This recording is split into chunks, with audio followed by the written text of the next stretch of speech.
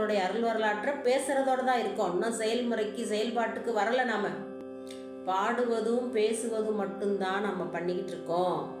இன்னும் செயல்பாட்டுக்கு நம்ம வரல. எல்லா பொருளும் என்னதுன்னு நம்ம நினைக்கிறோம். என்னைக்கெல்லாம் இந்த பொருள் நம்மளது இல்லை அப்படின்னு நினைக்கிறோமோ அன்னைக்கு தான் நம்ம ஒரு அடி எடுத்து வைக்கிறோம். நம்மளா இருந்தா என்ன பண்ணியிருப்போம்? இயற்பகை நாயனார் என்ன பண்ணாரு, நாம என்ன பண்ணுவோம்? யோசனை பண்ணி பாருங்க. நம்மளோட இல்லத்துல நாமளும் அடியாரா மாதிரி இருக்கோம். ஒருத்தர் வர்றாரு, சிவனடியார் உன்னுடைய மனைவியை கேட்டு பெற்று செல்வதற்காக வந்தேன்னு சொல்லிட்டாருன்னு வச்சுக்குவோம். அப்ப என்ன பண்ணுவோம்?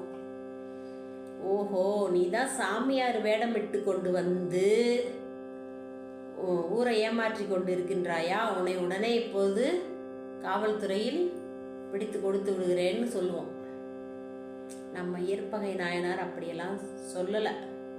அதனால தான் அவர் இயற்பகை சாதனை செய்தவர்கள். அவருடைய செயலை நம்மளால நினைச்சு கூட பார்க்கவே முடியாது.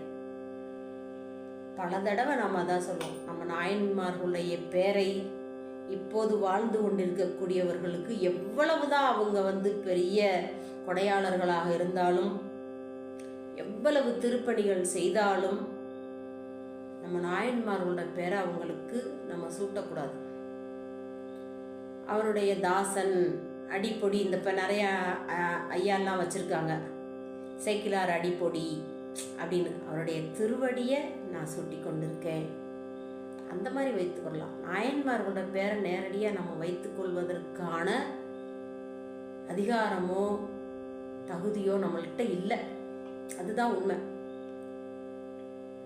இயற்பகை நாயனாருடைய செயலை யாராலையும் நினைச்சே பார்க்க முடியாது. உன்னுடைய காதல் மனைவியை பெற்று செல்வதற்காக வந்தேன்ட்டார்.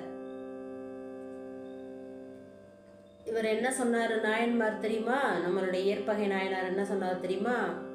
ஆஹா, மிக நன்று, மிக சந்தோஷம், என்கிட்ட உள்ள பொருளா கேட்டீங்க அப்படின்னு சொன்னது மட்டும் இல்லாம தன்னோட மனைவியார்கிட்ட சென்று அந்த அம்மையார்கிட்ட சொன்னாரு, உன்னை இந்த அடியாருக்கு தந்து விட்டோம், தானமா கொடுத்துட்டார். இப்ப இந்த அம்மையார் என்ன செய்தாங்களாம்? ஒரு நிமிடம், ஒரு நொடி கலங்கினாங்களாம். அப்புறம் என்ன துணிந்திருக்கார்கள் அப்படின்னா, கணவனார் என்ன சொல்றாரோ அதுவே வேத வாக்கு, அதுவே மந்திரம், அதுக்கு மேல வேற எந்த ஒரு சிந்தனையும் இல்லை, கிடையாது. அவர் சொல்றதுதான் வேதம், அதுதான் வாக்கு, அதுதான் நம்ம